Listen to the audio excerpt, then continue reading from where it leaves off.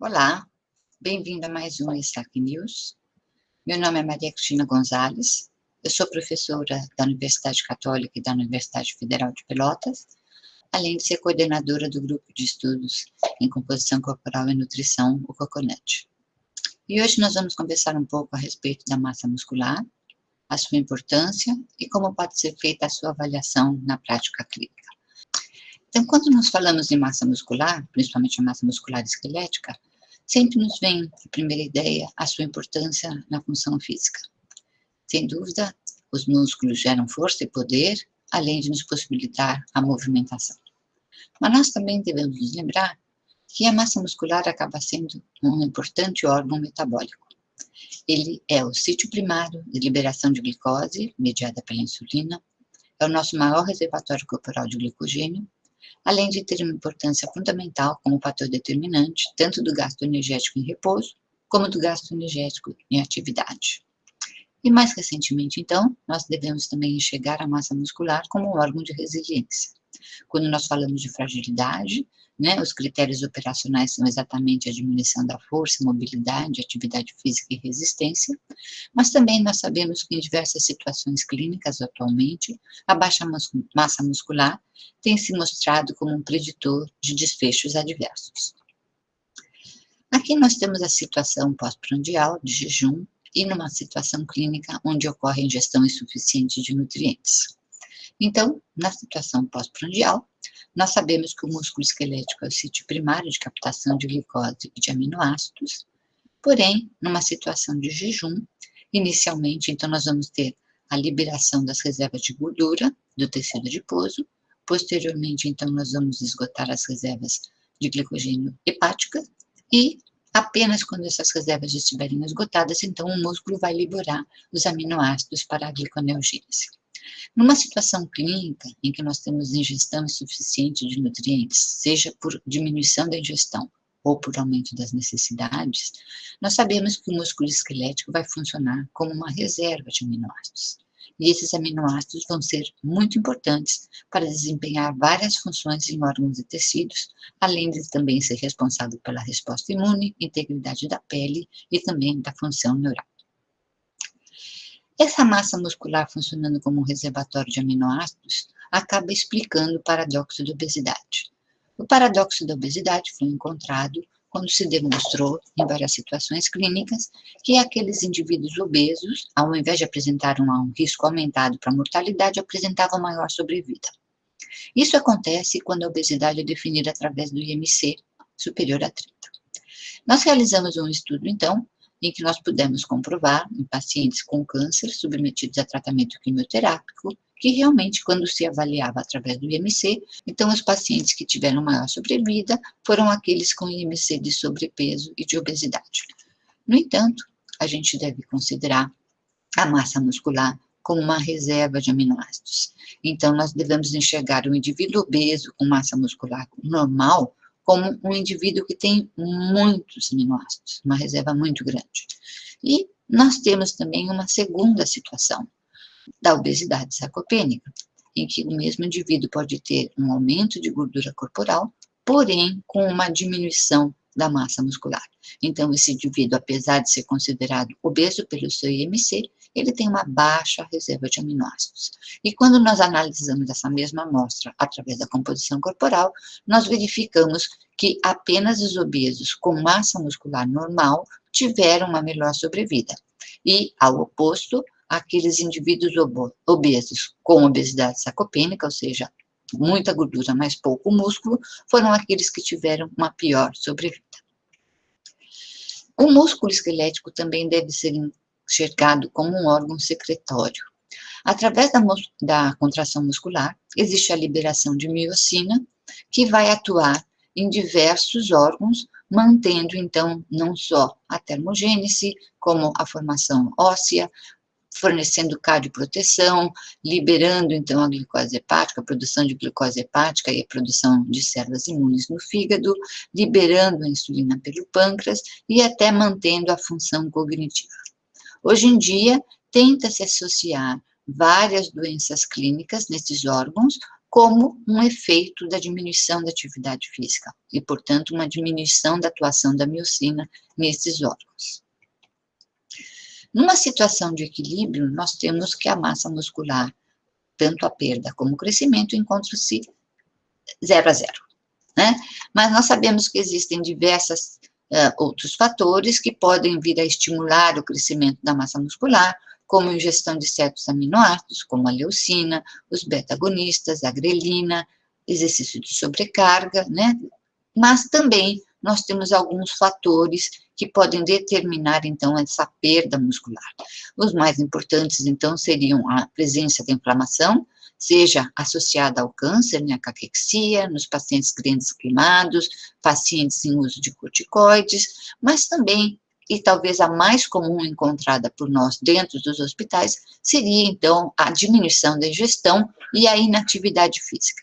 Esse é um desses dois fatores que eu vou conversar um pouquinho mais agora. Aqui, quando nós falamos de inatividade, nós vamos determinar, então, o desuso muscular, que na nossa situação clínica a gente entende por repouso ao leito. Aqui, nesse estudo, foi demonstrado que essa taxa de atrofia muscular que acontece no repouso ao leito, ela varia dependendo do tempo de inatividade. Então, nós temos uma fase inicial, em que acontece uma diminuição acelerada da massa muscular, né, da atrofia muscular, e essa atrofia, então, ela tem dois fatores determinantes. Tanto um aumento nos dias iniciais da degradação proteica muscular, que a partir do quarto, quinto dia, então, se estabiliza e volta aos valores praticamente basais, mas nós vemos aqui que existe uma diminuição da síntese proteica, mais intensa nos primeiros dias, e depois também se estabiliza mais em valores abaixo do normal. E essa taxa de síntese proteica diminuída no desuso muscular se deve tanto a uma diminuição da taxa de síntese proteica basal, mas principalmente por uma diminuição da sensibilidade muscular após a ingestão de alimentos.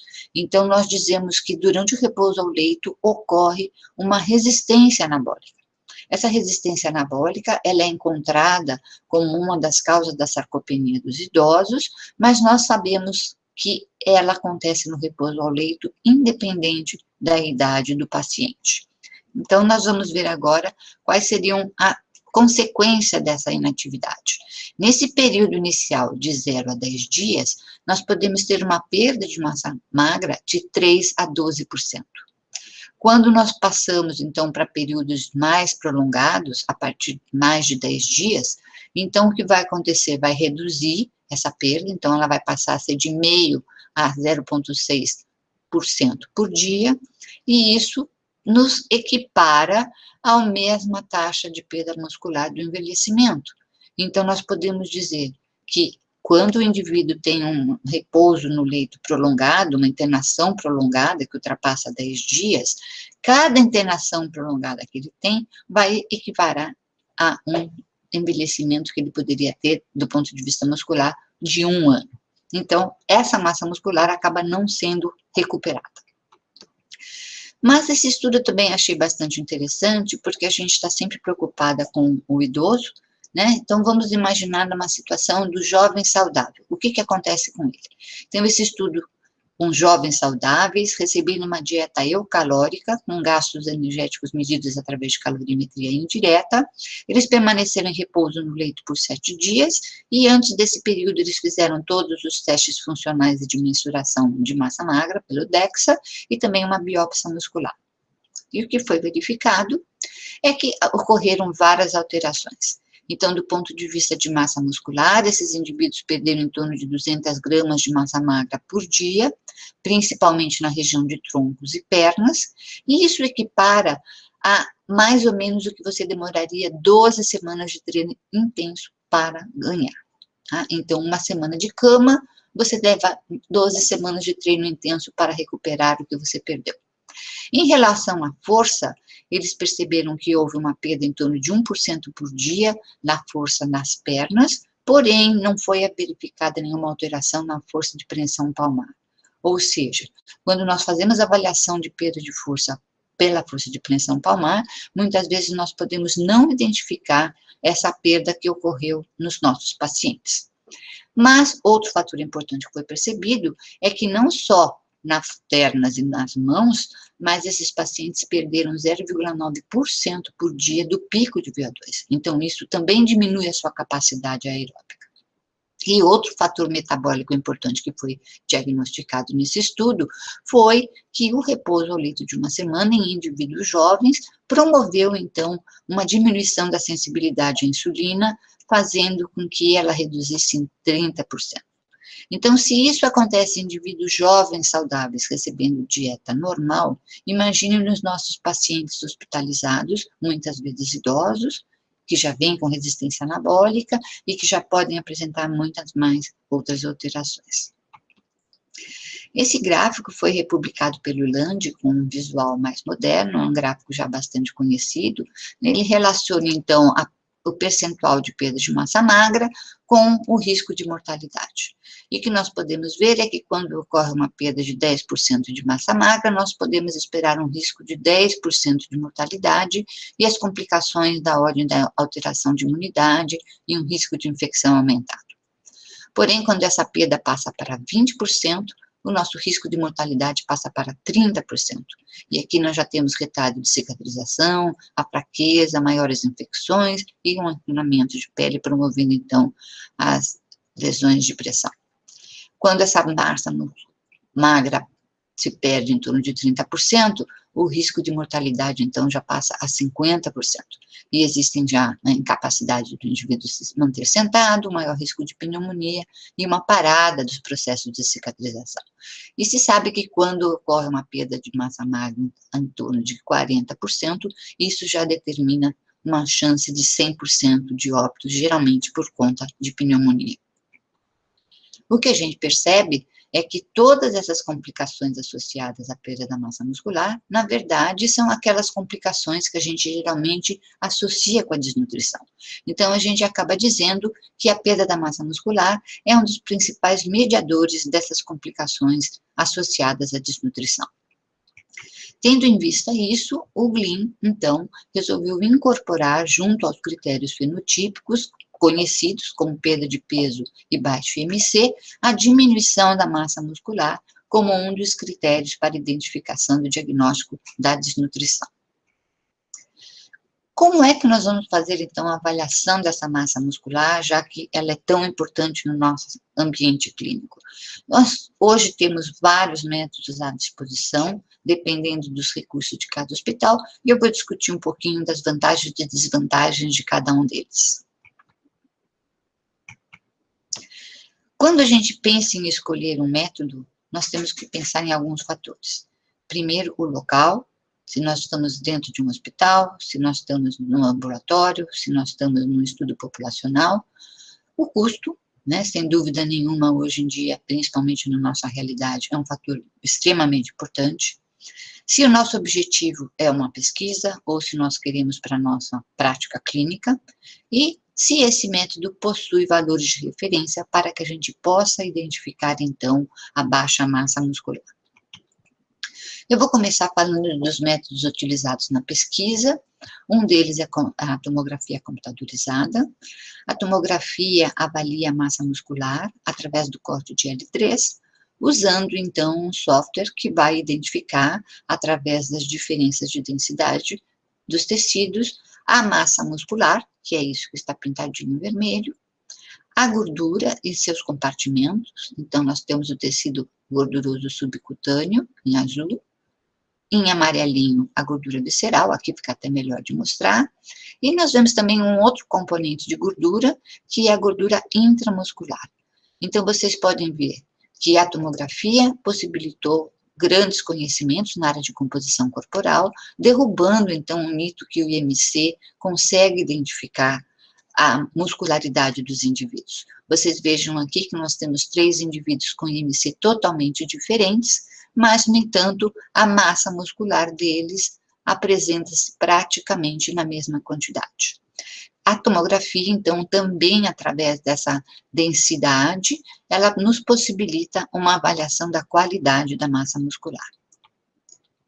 Nós não podemos esquecer que a tomografia é um método oportunístico, devido à intensa carga de radiação, então ela não vai ser solicitada para composição corporal, só vai ser aproveitada em algumas situações clínicas que ela já foi obtida, né? Então, pacientes com câncer, pacientes de UTI, ou outras doenças que necessitam tomografia como controle.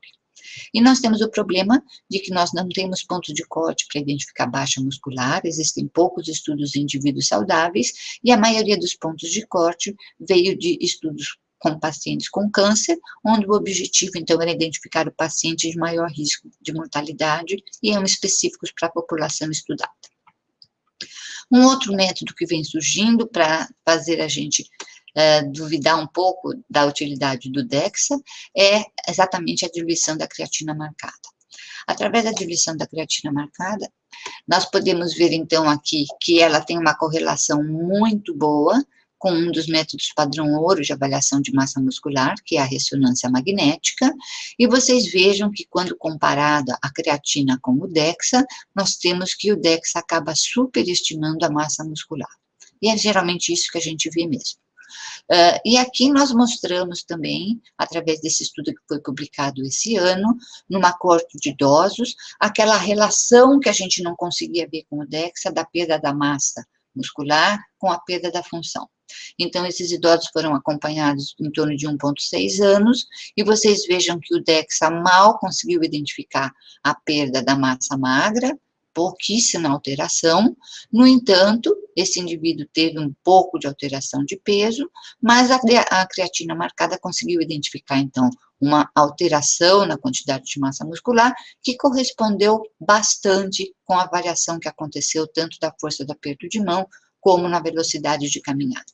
Então, vocês vejam que aqui também o peso não é útil, porque esses idosos, com o processo de envelhecimento, eles acabam trocando massa por gordura, massa muscular por gordura, e o peso não consegue variar na mesma proporção. Na prática clínica, então, basicamente, nós temos esses 4 métodos, o DEXA, a bioimpedância, a antropometria e ultrassom, nós vamos falar um pouquinho de cada um deles.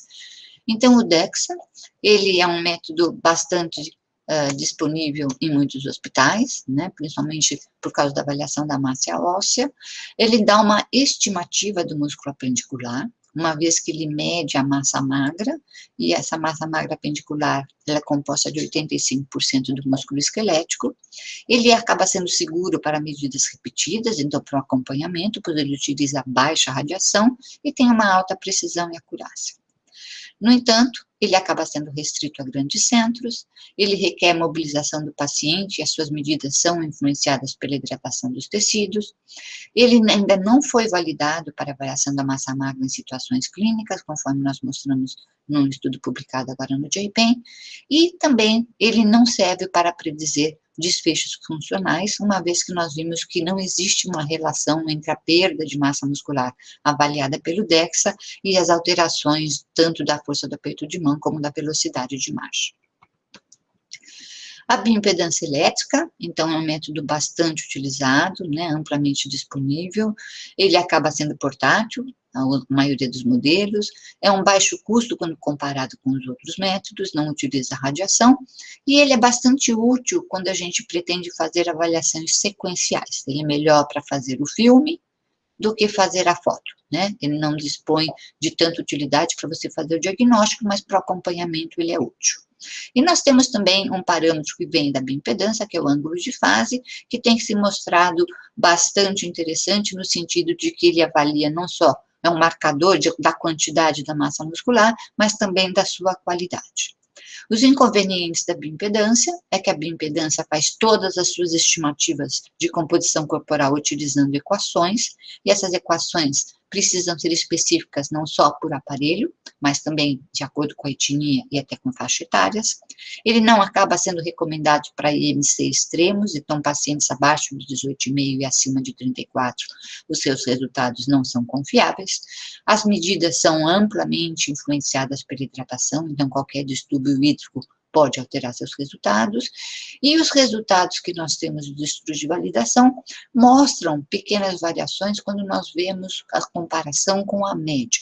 No entanto, esses erros acabam sendo significativos quando nós queremos estimar a massa muscular a nível individual. A antropometria, então, vem recuperando seu espaço, né, na avaliação da massa muscular, através da circunferência da panturrilha. É um método que é universalmente disponível, portátil, de baixo custo, todo mundo sabe realizar, é fácil de se realizar, é fácil de ter treinamento, e ele vem sendo utilizado como marcador de massa muscular em muitos estudos da geriatria. Também não é mensuração, é apenas um marcador. Ele acaba mostrando que tem relação com os desfechos negativos, clínicos, e a vantagem é que ele não precisa da correção feita pela medida da prega cutânea, como acontece na medida da área muscular do braço, que nós precisamos da circunferência e da prega para poder estimar a área muscular. Lembrando, então, os aspectos negativos, que a massa muscular ela é avaliada, mas não é medida, né? A gente costuma fazer isso na prática clínica, quando a gente faz subjetivamente a palpação dos maiores grupos musculares, então ela acaba sendo apenas uma medida objetiva do que a gente já faz no exame clínico. Também podem sofrer a influência de edema, né, e de obesidade, estão sendo criados fatores de correção para a panturrilha de acordo com o IMC, e os pontos de corte, nós temos hoje já para a população brasileira, 33 para homens, 34 para homens, 33 para mulheres, mas ainda não apresentamos dados normativos de indivíduos jovens. No entanto, esses dados foram validados com a população jovem e atualmente realizando um estudo na população americana, utilizando toda a base de dados do NHANES, nós estamos encontrando resultados bastante parecidos com esses valores. Aqui só para mostrar que a circunferência da panturrilha, então, acaba tendo valores de correlação com a massa magra quase tão bons quanto a coxa, aqui nas mulheres, aqui nos homens, com a vantagem que seu ponto de mensuração é mais fácil de ser obtido do que o da coxa. Aqui um estudo que nós fizemos, mostrando que a massa muscular avaliada pela panturrilha, ela pode ser uma predição de readmissão hospitalar após 30 dias, aumentando o risco de readmissão em quase 4 vezes, e dependendo da combinação de fatores clínicos, esse paciente, então, tem uma chance de ser readmitido em torno de 73%. E o ultrassom é o nosso novo queridinho, né? Eu acho que o ultrassom vai ser um método bastante promissor, mas eu costumo dizer que ele está na fase da adolescência, ele está amadurecendo. Nós sabemos que ele é portátil, ele tem um custo baixo e médio, dependendo da sofisticação, ele é isento de radiação, amplamente disponível, pelo menos nos ambientes clínicos, e é bastante útil para realizar o acompanhamento. Os seus pontos negativos é que ele é totalmente operador dependente, tanto para a obtenção das imagens como para a leitura, então, posteriormente, da espessura da massa muscular. Os protocolos ainda não estão totalmente estabelecidos, se estabeleceu o protocolo quanto à força do transdutor, né, a pressão que nós desejamos fazer, mínima pressão, sem pressão, mas não quanto aos pontos a serem avaliados. Não existem pontos de corte, então ele é mais útil no acompanhamento do paciente, do que exatamente para identificar a baixa massa muscular, e existe uma discussão até que ponto a presença de edema poderia ou não influenciar a medida da massa muscular. Então, nós temos que sempre pesar o método que nós queremos em relação a onde nós estamos. Nós temos alguns métodos que são ideais para o ambiente de pesquisa, por causa da sua acurácia, da sua precisão, no entanto, eles acabam apresentando o fator de não serem portáteis ou alto custo e tornam impossível o seu uso na prática clínica. Então, nós temos aqui que, sem dúvida nenhuma, padrão ouro seria ressonância e tomografia, mas eles dificilmente vão ser aplicados no hospital ou, mais dificilmente ainda, na nossa prática clínica. Em relação à antropometria, apesar de não ser um método tão acurado, é um método que está bastante disponível em qualquer ambiente, então nós podemos utilizá-lo na falta de algum outro método. E o DEXA, ele é disponível no hospital, no entanto, a gente deve lembrar que a massa muscular, ela acaba sendo superestimada quando medida através da massa magra pendicular, que é o que o DEXA mede. E qualquer diferença entre essas três situações distintas. Quando nós falamos de pesquisa, na verdade, nós queremos identificar um grupo de maior risco. Quando nós falamos do ambiente hospitalar ou na prática clínica do consultório, o que nós queremos fazer é fazer um diagnóstico de baixa massa muscular. Então, isso também tem que ser levado em consideração quando nós escolhemos o método. E para finalizar, então, gostaria de deixar algumas mensagens finais. Nós lembramos que a massa muscular tem funções metabólicas importantes, então vai muito além da função de força e locomoção. O repouso no leito, além de outros fatores encontrados na doença, vão determinar a perda da massa muscular e ocorre diariamente dentro dos nossos hospitais. A perda da massa muscular, então, tem consequências negativas na evolução clínica e, portanto, a massa muscular deve ser avaliada em todo paciente, visando não só identificar aqueles de maior risco, mas também estabelecer protocolos para a sua prevenção e recuperação. Eu gostaria de agradecer. Muito obrigada. Até a próxima.